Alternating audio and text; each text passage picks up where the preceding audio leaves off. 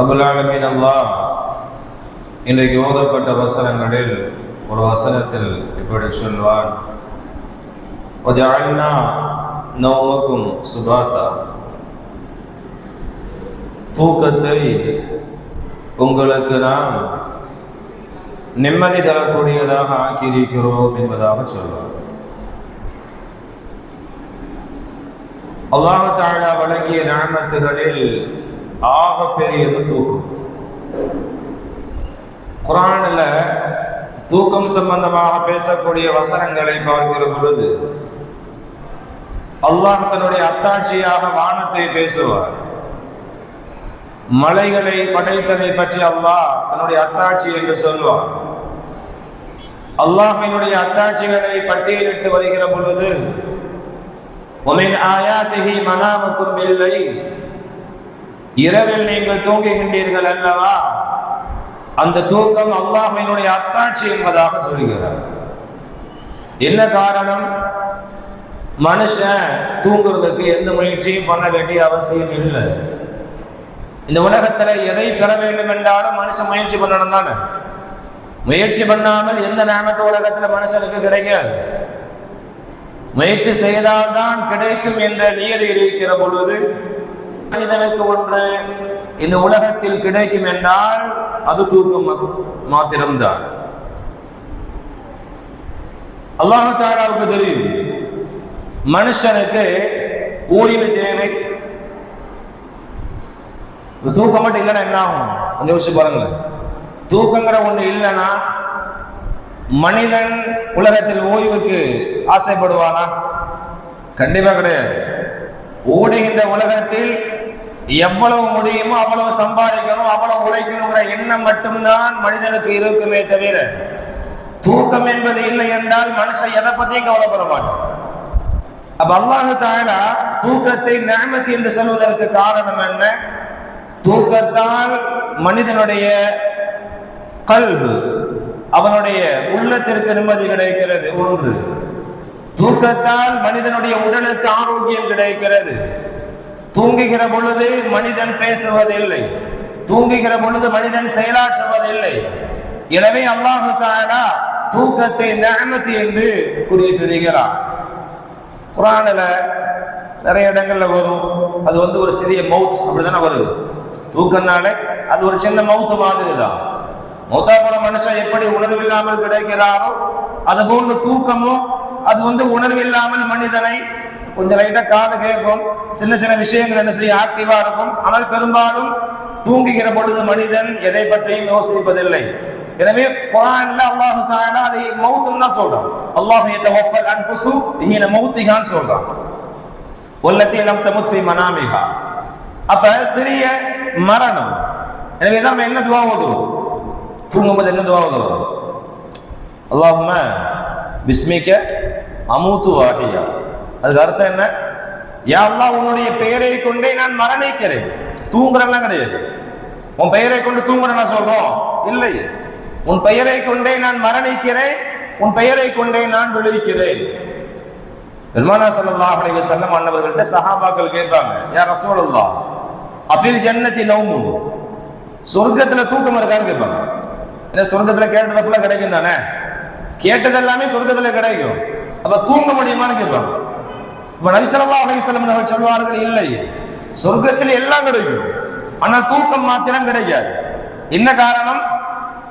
தூக்கம் என்பது சிறிய மரணத்தை போன்றது. சொர்க்கத்துல மரணம் உண்டா? நரகத்துல மரணம் உண்டா? கிடையாது. எனவே சொர்க்கத்தில் மனிதனுக்கு தூக்கம் என்பது கிடையாது என்பதாக பெருமானார் ஸல்லல்லாஹு அலைஹி வஸல்லம் அவர்கள் சொல்வார்கள்.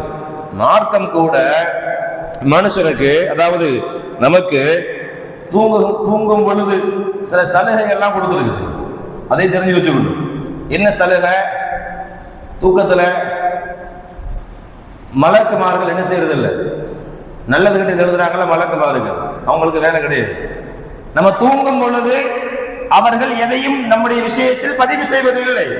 ஏன்னா தூக்கத்துல என்ன செய்வோம்? நம்ம ஏதாச்சும் பண்ணுவோம், ஏதாச்சும் உளருவோம், நிறைய கெட்ட கெட்ட கனவுலாம் காண்றோம். இதெல்லாம் எழுதுறதால என்ன ஆகும்? அப்ப அல்லாஹ் தஆலா நம் மீது கருணை கொள்கிறான். தூங்குகிற பொழுது மலக்குமார்கள் என்ன செய்யறது இல்லை, நல்லது கெட்டதை அந்த மனிதனுடைய விஷயத்தில் பதிவு செய்வதில்லை. ஒன்று. இரண்டாவது, தூக்கத்தில் அவன் செய்யக்கூடிய செயலுக்கு மார்க்கத்துல எந்த கேள்வியும் கிடையாது. உதாரணமா இருக்கு, என்னன்னா தூக்கத்துல யாரையும் ஒருத்தரை பிடிச்சிருக்கிறோம், அது எல்லாரும் செய்யறது இல்லை, அப்படித்தானே? தூக்கத்துல ரொம்ப மன வருத்தத்துல யார் மேலேயே மன வருத்தத்துல இருக்கிறோம், திடீர்னு எந்திரிச்சு உட்கார்ந்து யாரையும் திட்டான்னு வச்சுக்கோங்க. என்னைய திட்டினான்னு சொல்லி கேள்வி கேட்க முடியாது. மார்க்கத்தாருக்கு என்ன செய்யாது, கேள்வி கணக்கு கிடையாது. இப்படியும் சொல்வார்கள், மனைவி மேல கோபத்துல அப்படியே தூங்கிட்டான் வராது, தூக்கத்தை தலாக்கு விட்டுருவான். தூக்கத்திலேயே மனைவி தலாக்கு விட்டுன்னு சொன்னா ஏற்றுக்கொள்ளப்படுமா என்றால் அங்கே மசாலா வேலை செய்யாது, அவனுக்கு சட்டம் கிடையாது. தூக்கத்தில் செய்யக்கூடிய எந்த ஒன்றிற்கு மார்க்கத்தில் கேள்வி கணக்கு என்பது இல்லை. மார்க்கம் சலுகை கொடுத்திருக்கிறது. ஏன்னா அவன் என்னதில்லை, அந்த அதாவது சுய அறிவோடு அவன் அதை செய்வதில்லை. பெருமானார் ஸல்லல்லாஹு அலைஹி வஸல்லம் வந்தவர்கள் தபூக் யுத்தத்துக்கு போவாங்க. அப்ப பிலால் ரலியல்லாஹு அன்ஹு சொல்லுவாங்க, ரொம்ப அசதியா இருக்கு, நாளை காலையில நீங்க என்ன செய்யுங்க, சுபுவுக்கு எழுப்பி விடுறதுன்னு வேற அவங்களுக்கு பொறுப்பு கொடுப்பாங்க. சரின்னு பிலால் ரலியல்லாஹு அன்ஹு அவர்கள் பொறுப்பேற்றுக் கொள்வார்கள். என்னாகும், நபி அவர்கள் அசந்து தூங்கிடுவாங்க, பிலாலும் தூங்கிடுவாங்க. சுபுவுடைய நேரம் கடந்து போயிடும், சுபுவுடைய நேரம் கடந்து போயிடும். நபி அவர்கள் எழுந்திருத்து பிலாலை எழுப்புவாங்க. பிலால் எழுந்திருப்பார், பார்த்தா சூரியன் வெளியே வந்துடும். பெருமானார் ஸல்லல்லாஹு அலைஹி வஸல்லம் அவர்கள் என்ன செய்வாங்கன்னா, என்னாச்சு பிலாலே, யா ரசூலல்லாஹ், உங்களை ஆட்கொண்டு அதே தூக்கம் தான் என்னையும் ஆட்கொண்டு விட்டது என்பதாக பதில் சொல்வார். கடைசி நபி அவர்கள், இந்த இடம் சரியில்லாத இடமா இருக்குது, வாங்கன்னு சொல்லிட்டு பக்கத்து இடத்துல போய் என்ன செய்வாங்க, பெருமானார் ஸல்லல்லாஹு அலைஹி வஸல்லம் அவர்கள் சுபூ தொழுவாங்க. இதுல இருந்து சட்டம் சொல்லுவாங்க. என்ன சட்டம் அப்படின்னா, ஒரு மனிதர் எப்பவுமே சுபூ தொழக்கூடிய மனிதர் அசந்து தூங்கிட்டார் என்று சொன்னால் மார்க்கம் அவருக்கு சலுகை கொடுக்கிறது. இது எப்போ பயன்படுத்தக்கூடாது. இன்னைக்கு நிறைய பேர் அதை என்ன செய்யறாங்க, மிஸ்யூஸ் பண்றாங்க. எப்பவாவது நம்மை அசந்து மணியை தூங்குறோம், நம்மை அசந்து தூங்கிட்டுன்னு சொன்னா தூங்கி எழுந்த பொழுது சூரியன் வெளியே வந்துருச்சு, எப்பவாவது நிர்பந்தத்தில் மார்க்கம் நமக்கு என்ன செய்யுது, சலுகை கொடுக்கிறது. சுபூஹ் தொழுவதற்கு சலுகை என்ன செய்யுது, கொடுக்குது. இது நிர்பந்தத்துல. எதனால, மனிதனுக்கு தூக்கம் மிகைக்கிற பொழுது அதற்காக வேண்டி ஒரு சலுகை மார்க்கத்தில் தரப்படுகிறது. இன்னொரு செய்தியும் இருக்குது. என்ன செய்தி, நபி அவர்கள் என்ன செஞ்சாங்க, அந்த இடத்த விட்டு காலி பண்ணி அதே இடத்துல தொழல. அதுக்கு சொல்லுவாங்க, எந்த இடத்தில் தொழுகைக்குண்டான தொழ முடியாமல் தடை செய்யப்படுகிறதோ அது முசீபத்து பிடிச்சாலும் சொல்லுவாங்க.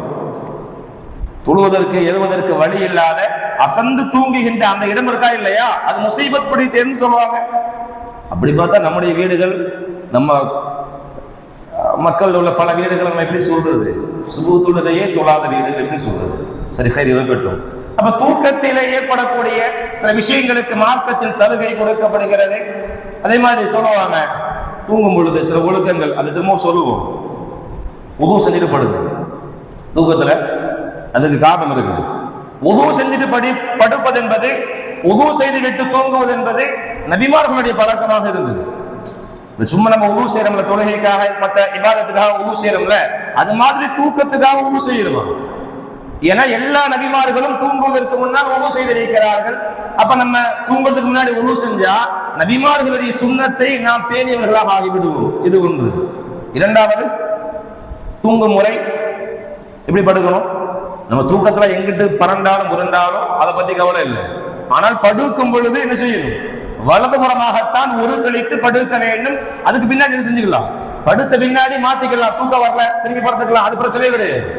ஆனால் தூக்கம் படுக்கை ஆரம்பிக்கும் பொழுது என்ன செய்யணும், வலதுபுறமாகத்தான் படுக்கணும், நபியர்கள் சொல்லுவாங்க. இரண்டாவது.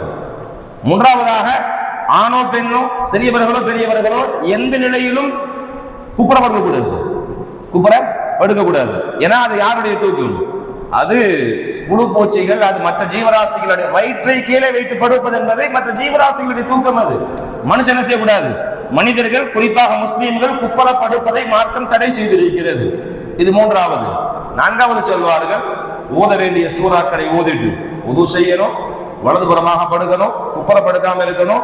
ஓத வேண்டிய அவுராதுகள் சூறாக்களை ஓதிட்டு ஒரு மனுஷன் படுத்து அதே நிலையில் மரணித்து விட்டான் என்றால் அவன் இஸ்லாத்திலே மரணித்தமாக ஆகிவிடுவான், முஸ்லீமாகவே. அதுல டவுட் பட வேண்டியது இல்லைன்னு சொல்லுவாங்க. அதாவது எப்படி மூத்தானா அப்படின்னு அவனுக்கு கேள்வி, நம்ம அங்க கேள்வி எழ வேண்டிய அவசியம் இருக்காது. இதே நிலையில் வஃபாத் ஆயிட்டா முஸ்லீமா மூத்தா போயிட்டான் அப்படின்னு நபி ஸல்லல்லாஹு அலைஹி வஸல்லம் சொல்லுவாரு. இது அதே போன்று இன்னும் ரெண்டு செய்தி இருக்குது. என்னன்னா, தூங்கும் பொழுது நீயத் வச்சுட்டு படுவோம். என்ன நீயத்துனா தஹஜ்ஜுடைய தொழுகைக்கு யா அல்லாஹ் நான் வந்து எழுந்திருச்சு தொழ போறேன், இன்ஷா அல்லாஹ் நான் தூங்கி எழுந்திருச்சு தொழ போறேன்னு நீயத் வச்சு படுத்தா, ஒருவேளை நான் தூங்கி விட்டாலும் தஹஜ்ஜத் தொழுத நன்மை அல்லாஹ் கொடுத்துருவோம். புரியுதா? அதாவது நீயத்து வந்து கரெக்டா இருக்கணும். சும்மா நன்மைக்காக நீயத்து வச்சுட்டு உள்ள மனசுக்குள்ள பார்த்துக்கலாம் அப்படின்னு தூங்கினாலும் நன்மை கிடைக்காது. ஏன்?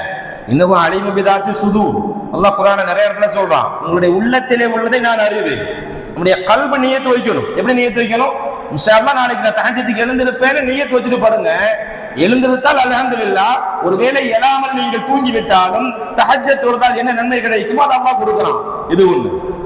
அதே மாதிரி சுபூஹுக்கு எழுந்திரணும், கண்டிப்பா எழுந்திரணும்.